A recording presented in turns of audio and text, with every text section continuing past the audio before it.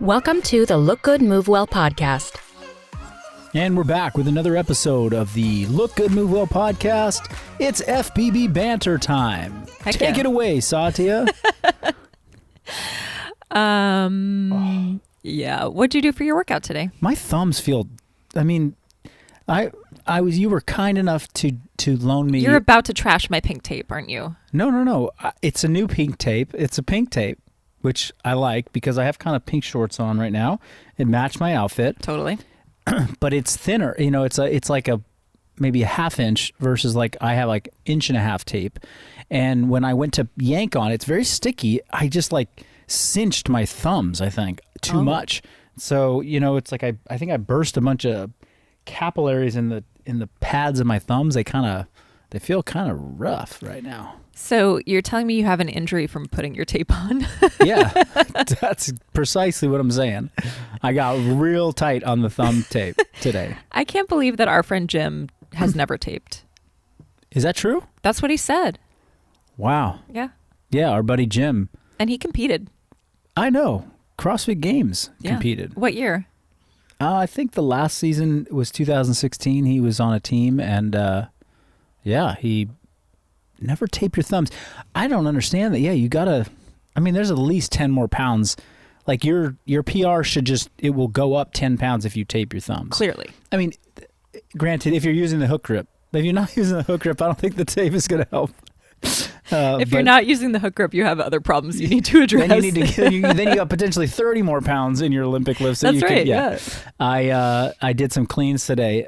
Decided I would work up to a heavy single just to kind of see where my clean strength was at. So I'd clean 285. Felt pretty solid. Nice. My legs need to get a little stronger. That's all. What kind of 1RM clean did you have when you were competing? My best clean ever was 355, and I think it was actually, the test was 2 rep max front squat from the floor. So Was this the one that you did at the old gym? Yeah. I remember that day. Yeah, I had to clean it, and then I front squatted it twice. No, actually, I take it back. It was 365 because, let's see, you put all the colors of the colors on the bar is 365. So I cleaned 365 and then squatted it twice. Yeah. So the video of that is still on your Instagram. Yep. You got to scroll way, way, way, way down. And I remember the caption was like, "Taste the rainbow." Yeah, right. It's still on my phone. I got it here. And it was the last day. It was one of the last days that I actually was working with my old coach, Mike Lee. We were in competitive training mindset. And we had a testing weekend. And so I did like 5 events just for myself. And that was one of them. I just remember being extremely anxious and like, just like butterflies in my belly, like the whole like adrenaline dump of the weekend. And I remember performing well, but then being done with the weekend and being like, what the hell am I doing? Like, why am I doing this anymore? I don't want to do this. I don't, this is after my 6-7 year career of competing, and I was like, I'm a dad. Like, I'm doing this thing now. I don't really like to feel this way. And I think that was it. I think that was kind of the beginning of the end, and I just, did a couple other fun little testing weekends here and there, but tried to make a little masters or, 35 plus comeback, and knew pretty quickly it wasn't my jam. And so, yeah. But I still like to challenge the fitness here and there. I remember that week that you were doing those testers because there was one workout that you had. It was something with double unders, and you just went outside and you like did this crazy workout, and like it was like done in like a minute. And we were all like looking around like, what just happened? Right. Yeah, it was I believe it was like I don't know what the weight was, but it was like 15 power snatches, 200 double unders, and a sprint of like 100 meters or something. And I was kind of at that stage where I was like, I don't even want to warm up for these things. I just want it to be over because it's creating so much anxiety and stress for me. The first event of that little testing weekend was go to the track and run 800 meters, rest 30 seconds, run 800 meters. So it was a 1 mile. It's basically a mile time trial with 30 seconds in the middle to sort of like mess with your head, kind of. That sounds terrible. Yeah, it was so terrible. I was like, wake up, didn't sleep at all, ran it really fast, and then was like, ugh, feel like I can taste metal for the next hour. Yeah. So how does your training compare now in terms of the mental stress? Because we still push ourselves from time to time. Yeah. It's no mental stress. I am just like, it's just fun. Yeah. It's fun. And I realized like one of the biggest fears I had in retiring was like, without the stress, without the anxiety, without the pressure, am I going to push myself that hard? And the 4-year experiment on that is, in some areas, no, I won't push myself as hard. But in a lot of areas, I'm happy to push myself plenty hard. And that when my body and my mind feel aligned and sound and healthy, like I still want to feel the challenge, physically in the gym. I still seek out challenge. I still seek out things that are hard. And that what the goal, the goal of the challenge changes. It's like the goalposts were like cardio and pushing myself there. And then now it's like, I want to get a little stronger, or I want to work on my gymnastics, or, it just moves. But I'm still happy to push myself. And it's just without the, like, if I don't do this, like everything's going to crumble. It's more like I'm doing this because I love it and I want to and I get to. And sometimes I don't love it, but I'm like, I choose to move into the struggle. There's no outside pressure like, oh shoot, there's 27 days to the CrossFit Open. Yep. There's 26 days. There's 24 days. It's week 1. It's Thursday, announcement day. Like, fuck your sleep. It doesn't matter. You're going to be stressed out for the next 3 days, and you're going to redo the workout, and you're going to leaderboard, and okay, it's regionals is coming. It's like all that is, it was welcomed at the time, and then up until a point where I was like, oh, I don't want this anymore, and leaving it was scary. Would I still be able to push my fitness? It's like, oh, turns out, yeah, that was born inside of me, not from some extrinsic, or external motivator. Yeah. I feel like it's really underrepresented how people who are past their competitive peak approach the training for the rest of their life. And I know it's a topic we've addressed on this podcast before in different ways, but I still feel like, gosh, it's so rare to hear athletes talk about it, because typically they'll coach, or they'll run their affiliate gym if they're in the CrossFit space, or they'll just sort of fade away and do something entirely different.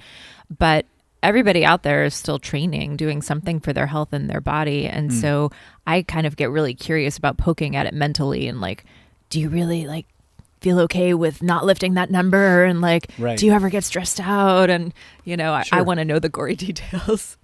Well, I think it's also important to look at the historical timeline of how people get into high-level athletics and sort of what paved the way for them early on. What was the mentality? I think you hear mixed stuff, but it's like I've always been passionate about my sport, and that's what helped me grow to be the best in the world. Okay. But the big but here is like, the passion was connected, the big but here, the passion was connected to a goal of success and progressing in, whatever the hierarchical structure of success looks like in that sport. It's like, I was passionate about being the best in the world and earning a living and making a career out of this game. Yeah. And so there was maybe never like a chance to feel the value of that movement, that sport, that play, without like it amounting to something that could be measured in success. Anyway, the example that I'm leading into is like, CrossFit is a sport, but it's like a sport of exercise. And some of us had a deep love for exercise before we got into sport of exercise. Mm-hmm. Nowadays, there's a lot of athletes in the sport of CrossFit who either were chasing another sport and then pivoted to this sport. And there was never like, I loved training for training. They just loved sport and performance and chasing goals. And then CrossFit became the next sport. Or they just got into like the sport of exercise, hit them so young that they never got to experience exercise and training for the love of training and what it did for them emotionally, spiritually, physically, outside of the context of, I'm going to be good at this thing. I didn't, for a decade, I didn't go to the gym and be like, I'm going to be the best exerciser in here. I went to the gym because I was like, I'm going to feel good. I want to challenge myself. I want to grow some muscle, whatever. I just want to like get some benefits from it. And I fell in love with that process. But like somebody who, had a tennis racket placed in their hand early on, it was like, okay, we're going to get ready for this competition and you're going to win this thing. You're going to look at, you got the medal and then you got the this. And it's like, they're 7 years old and it's like medals, praise. This is great. 20 years of my life, 27. I'm on the top of the world. 30. I'm retiring. I don't really want to play tennis anymore because I'm not doing that anymore. I'm not trying to win the medal anymore. So yeah, I'll just go to like, what do I do now? What's my fitness look like now? Yeah. It's like, oh, you have no idea because you never really did that for like maybe a personal growth thing. It was more of like external validation or winning the prize and so it's hard to even know whether there was a passion for the thing or if it was just a passion for winning. Yeah. Yeah. We've gotten a lot of questions recently because we're heading into the CrossFit Open season soon. Yeah. Wadapalooza is happening right now. It's fun. It's fun to see the competition and get those vibes of like excitement and winning and competition and who's going to make it to the leaderboard. And we've gotten questions around, well, how does functional bodybuilding fit into that landscape? Does it help you compete? Does it help with, the skills that you might need to develop? Or is it something that's completely separate from that landscape now? No, it's not completely separate.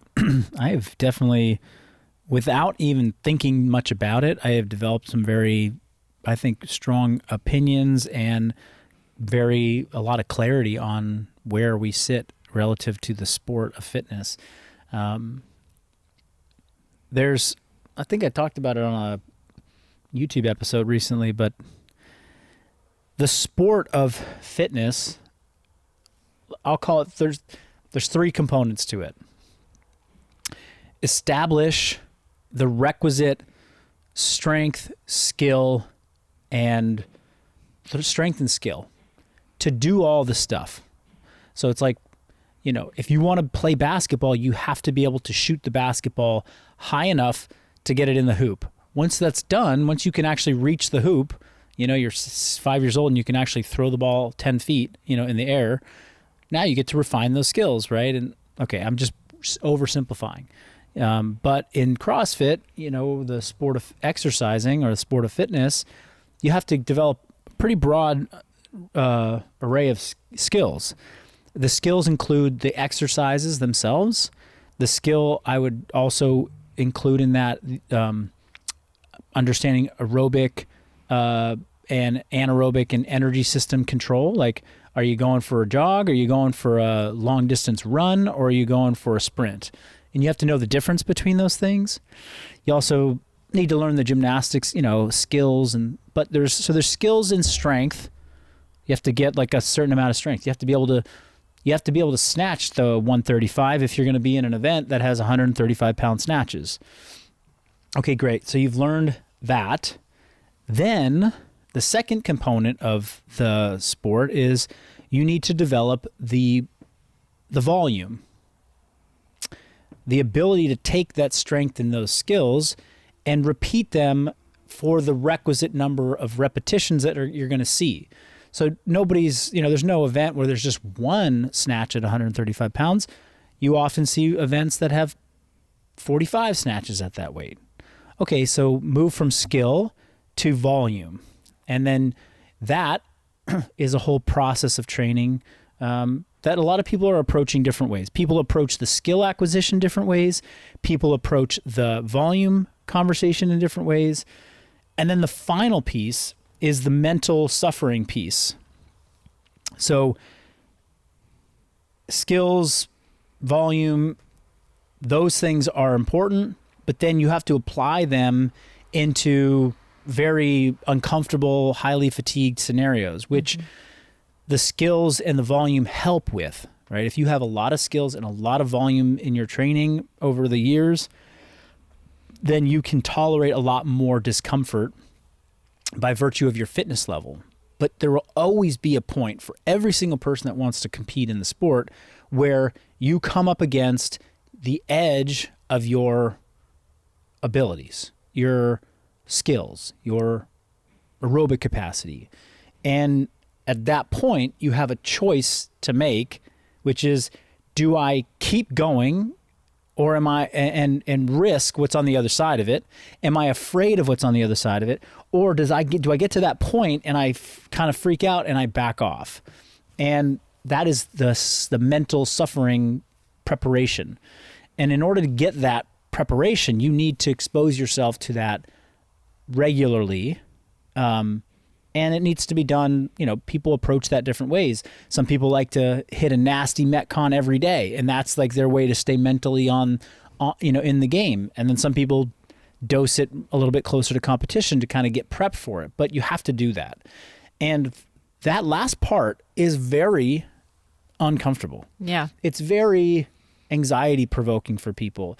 It's the part that you need to put in 10,000 hours before that becomes more routine and like you just understand it so well that you can just do it. Up until that point, until you're an expert at it, it sucks. And some people will be like, oh, I love it. It's like, you don't love it when you're in it, you love it after, right? It's also the third part of the puzzle where mistakes are made so commonly. And those mistakes are very costly for the athlete, because mistakes being made in that third area lead to a lot of injury and overtraining and burnout and just feelings of like nothing seems to be going well. And nobody wants to feel that. Now, with functional bodybuilding, we have a method and an approach to building skills and strength that is very effective. We also have a method and an approach for building volume, meaning taking those skills and those strength pieces and doing them over periods of time in a progressive way so that you can do more and you can accumulate more reps. The part that we don't touch on a lot in functional bodybuilding is the suffering, let me get you ready for pushing yourself beyond your limit where you're going to question whether your existence, right? And we're not afraid to get people uncomfortable. And we certainly have plenty of workouts in Persist and functional bodybuilding that are really tough. But with our big group programs, we don't push that area very much because it is highly specific to the person. It's highly individualized how we can develop that. And if somebody's not trying to be a competitor or somebody's not trying to, take their skills and their strength and their volume and go apply it in a highly intensive setting, it's probably not necessary to do that very infrequently. And there's more harm than is good could come out of it for the average person. Now, with that said, if somebody comes to us and says, this is my goal, this is what I want, we coach hundreds of athletes, probably thousands of athletes over the years that have wanted to do that, wanted to compete, and we've given them individualized programs with functional bodybuilding methods that layer in that third pillar of being a competitor, which is the suffering, the mental push, the getting you outside of your comfort zone regularly in a scheduled manner to build resilience so that you can live in the suck zone. Yeah. And so again, it's like there's three components to this thing to be great at competition. We have great methods for people to learn the first two, which means that you could build a fantastic base of functional fitness sport capacity using functional bodybuilding. And then when it comes time to transition to doing something like the CrossFit Open, if you wanted to dabble, you would need to do a certain amount of that suffering training beforehand so that you're prepared for what that's going to look like come competition. And if you really want to win at the competition, you need to do a lot of preparation for that. That could last an entire year of training.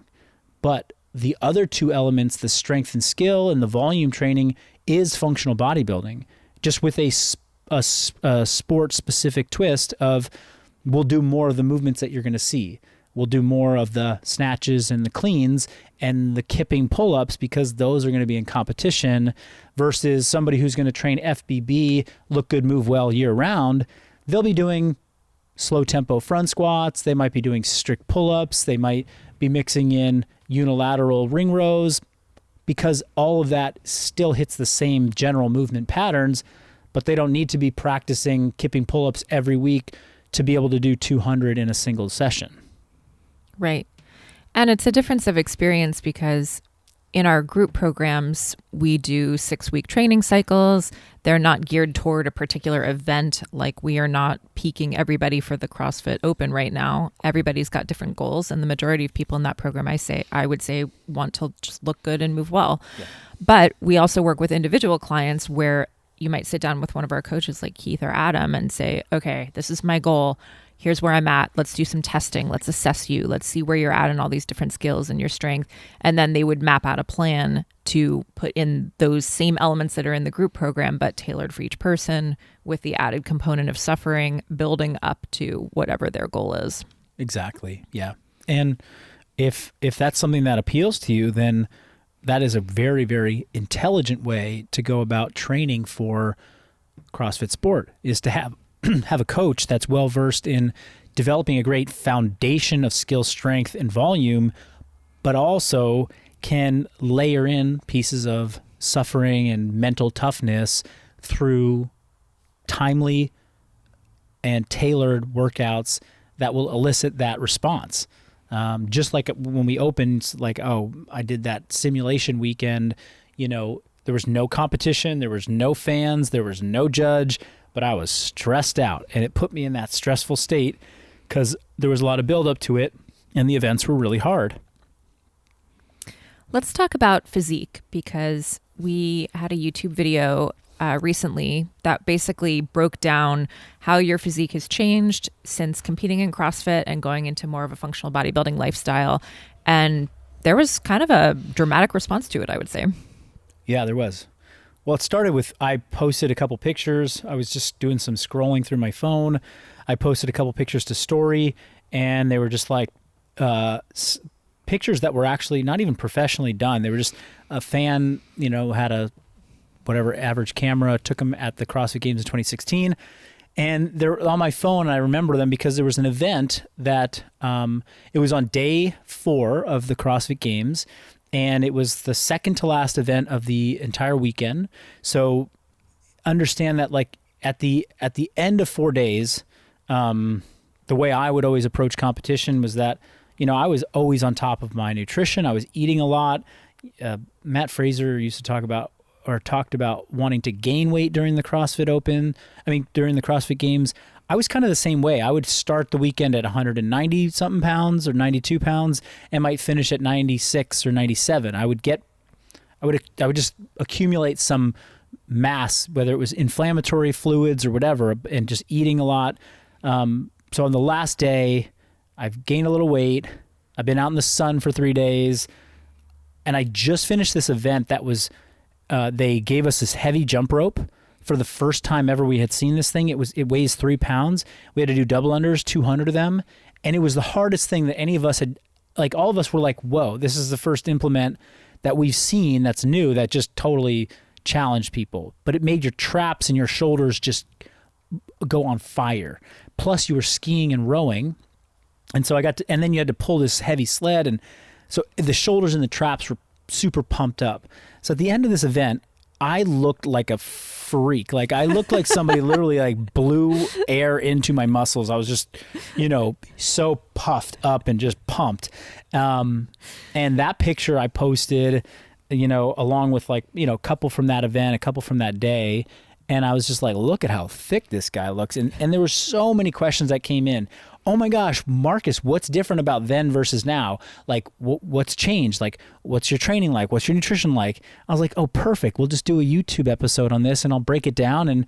And that'll be, people are asking for that. I got really excited to give that a talk. And truthfully, like all transparency, I filmed that, and the thought never occurred to me to address the elephant in the room, which is, why have you lost 8 pounds of muscle, 10 pounds of muscle in 4 years? Obviously, Marcus, it's because you stopped using steroids or performance enhancing drugs. And it didn't take more than, 10 minutes of the YouTube video being up for the comments to start rolling in. It's like, because it's like, I think the title was like then versus now.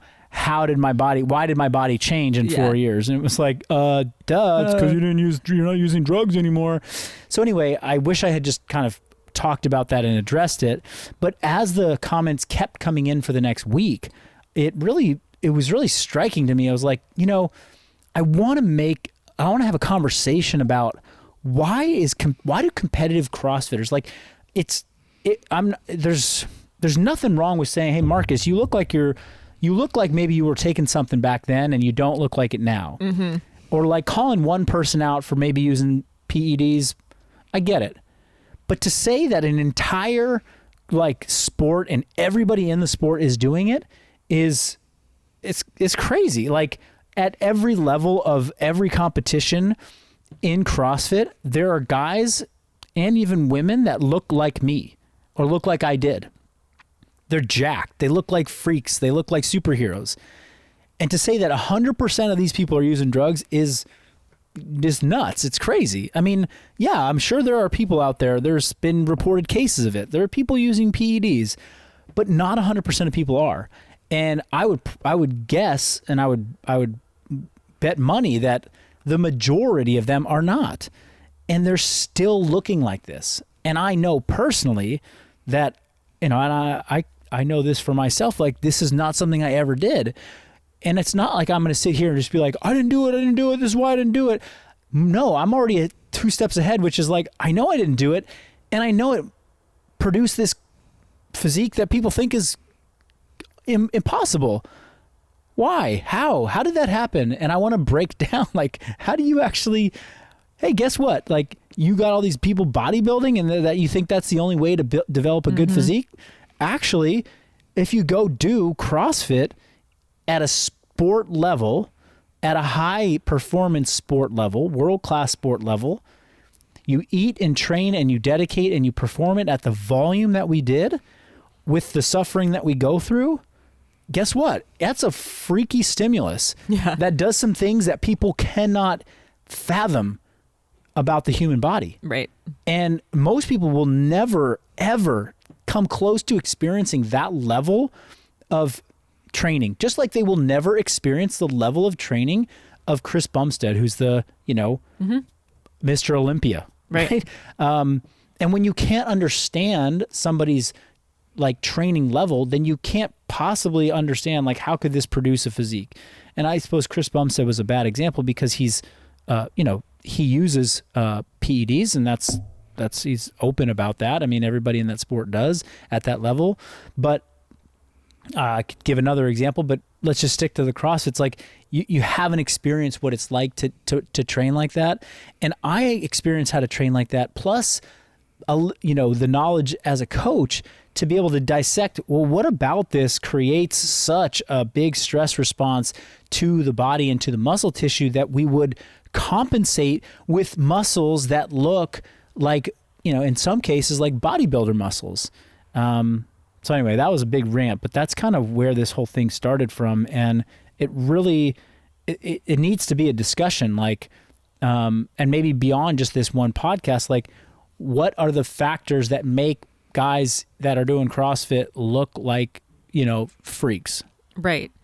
Because I think that people look at that kind of physique and it's inspiring to them and it gets people into the sport. They're like, yeah, I want to look like a CrossFit Games athlete. And maybe there's a misconception that, you know, the 1 hour CrossFit class that you go to might get you there. Like, it's a totally different landscape to look at the actual volume of training and the kinds of nutrition inputs and recovery inputs that need to happen for that to actually take place. Yeah, it is. And there's the other thing where it's like, you got to look at it over the course of many years, right? You know, if I put my 2012 or 2011, you know, CrossFit regionals pictures of me, you know, at the regionals on the team, and you saw that picture, and then you go 5 years later and you look at the pictures of me at the CrossFit Games as an individual competitor, there's drastic and dramatic differences. But over the course of 5 years, like, a lot can change in a physique, you know, when you challenge it more days than not. Yeah. And yes, like the cross, I mean, I think it's been years since people had this mentality or this thought, but like CrossFit was introduced to the world as you do one workout a day, one WOD, and that WOD lasts from 3 to 20 minutes, you know, generally. And it's like, okay, if I do 120, or even let's say it's a 20-minute workout each day, but let alone a 3-minute workout. If I do a 3-minute workout on Monday, Tuesday, Wednesday, and then take Thursday off and then repeat that cycle, there's no way you're going to look like, you know, Noah Olson. Yeah. You're right. You're absolutely right. You will not look like Noah Olson if you follow that prescription. But Noah Olson does 20 of those workouts in a day. And he does it 5 or 6 days a week. And he's been doing that for 12 or 10 to 12 years.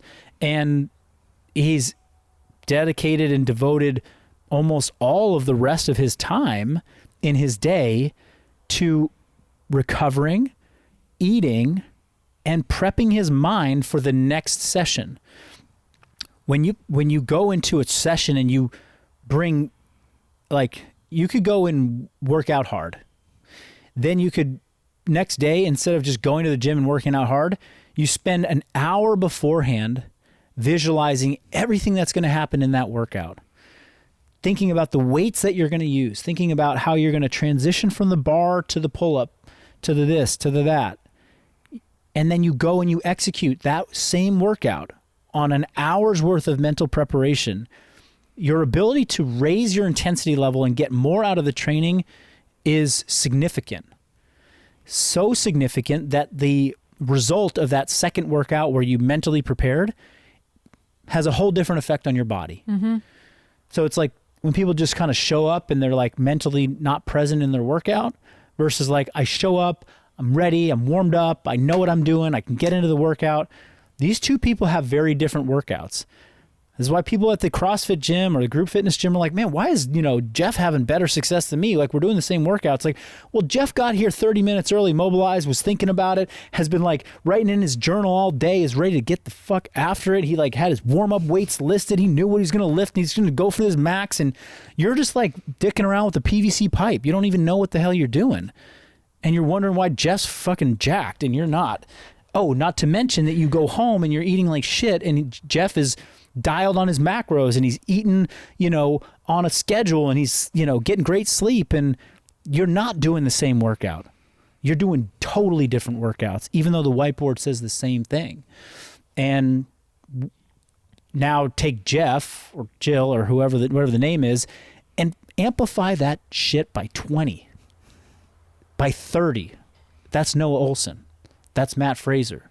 That was me back in the day. I am so fucking dialed in on that. And that means that every workout I did changed me physically 30 times more than you. Every day, minus one rest day, for 8 years. Wonder how you got jacked. Yeah. Oh, it must have been the drugs. It's like, no, I was, and that's what I say in the comments. I'm like, hey, you're right. You have a right to your opinion, but I would encourage you to put aside this fixed belief that everyone's on drugs, entertain the idea that you can have more than what you're doing and dedicate more to your practice. And some guy got really upset. He's like, you're just say like, you know, you're going to say that I'm not trying hard enough. I'm like, I'm saying that there's more. There's more for everybody. Nobody has tapped their potential. And if you tap your potential deeply, more deeply, with the same workout, you're going to get more results. It's that simple. Now, we haven't even touched on the actual mechanics of CrossFit, the mechanical damage that it creates to the body that leads to aesthetic hypertrophic changes in the muscle tissue and the whole in the structure of who you are. That is something that people need to really dissect, because what CrossFitters at the highest level do is like, it's a different method, but it creates a stimulus that makes muscles grow. Not unlike doing a bodybuilding body part split program.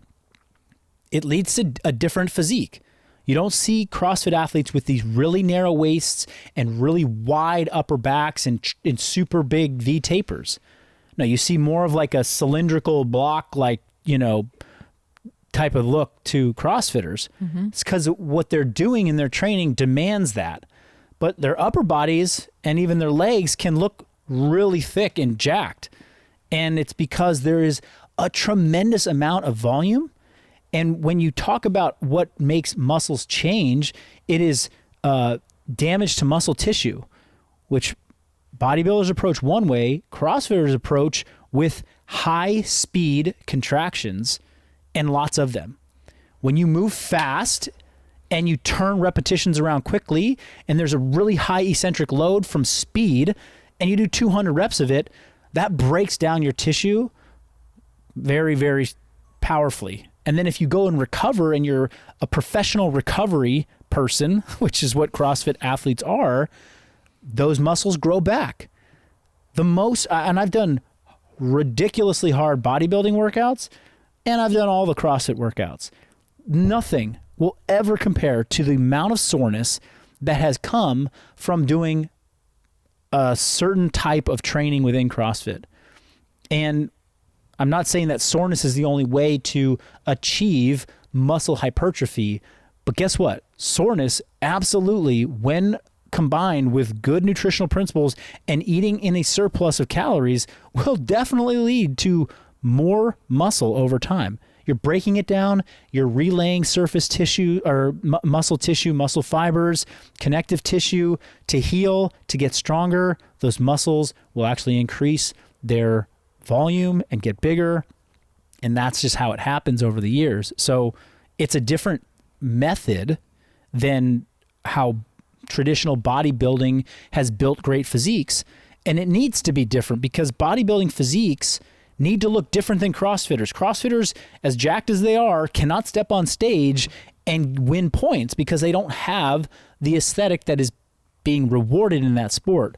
They have an aesthetic that just happens as a byproduct of doing this crazy stuff over here.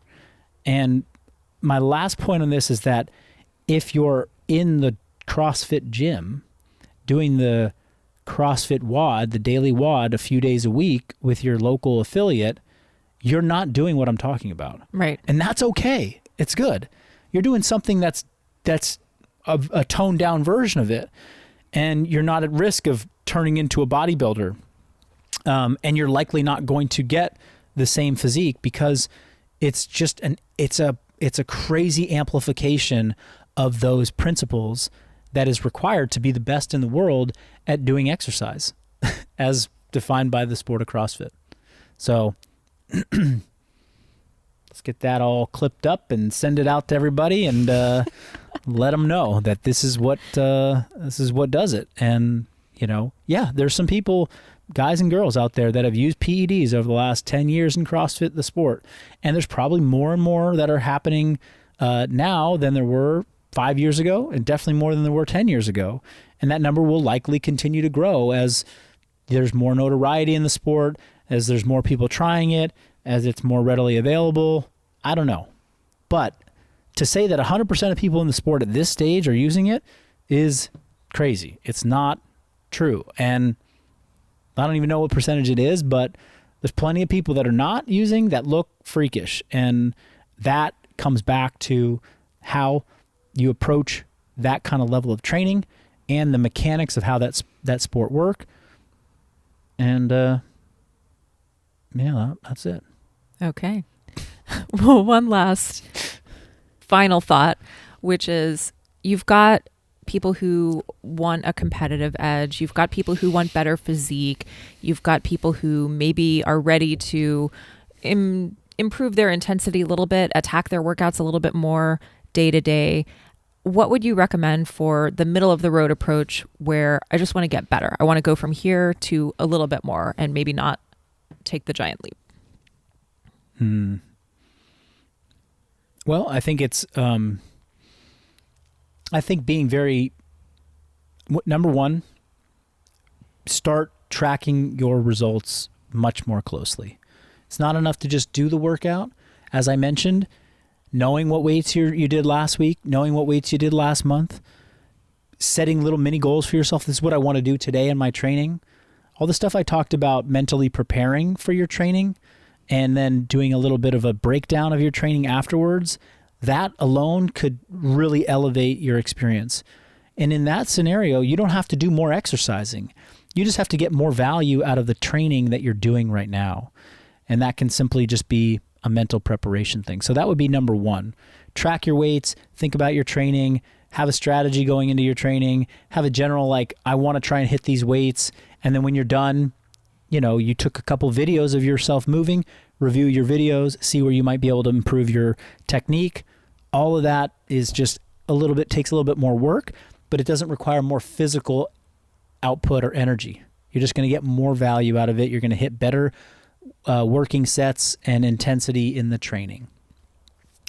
And then the second piece would be, if you want to get a little bit better, well, you think about, what's the outcome I want to see? If it is in a sport specific environment, like a CrossFit local competition, then give yourself a 6 to 12 week time frame to lead up to it, and know that part of the success is going to be how well you tolerate discomfort. So pick your poison, pick your thing. How many days a week are you going to get uncomfortable? What's the tool that's going to be your go-to? Are you going to do assault bike sprints twice a week and just really get ugly? Are you going to approach that one functional pump conditioning workout or Metcon with the mentality of like, I need to race somebody, and maybe you get a buddy to race against? You want to simulate that experience so that when it shows up in competition, you're less afraid of it and you're less scared and you're less likely to kind of retreat and you're more likely to attack. And those would be the two areas that I think would be total game changers for somebody who's prepping. Because if you just go through the motions and then you wake up on a Saturday like, I'm going to compete, you can do it. But you might be in for a rude awakening, and you might not have as much fun and fulfillment doing it as if you prepped a little bit for. Yeah, and there's something really fulfilling about seeing something that you've been working towards with intention come to fruition. Totally. Yeah. Awesome. Love it. Great. Thanks for listening, everybody. I know we went on a little bit of a rant today, but hope the point got across. And if you guys have any questions, send them our way. DMs, please. Absolutely. Bye. Bye.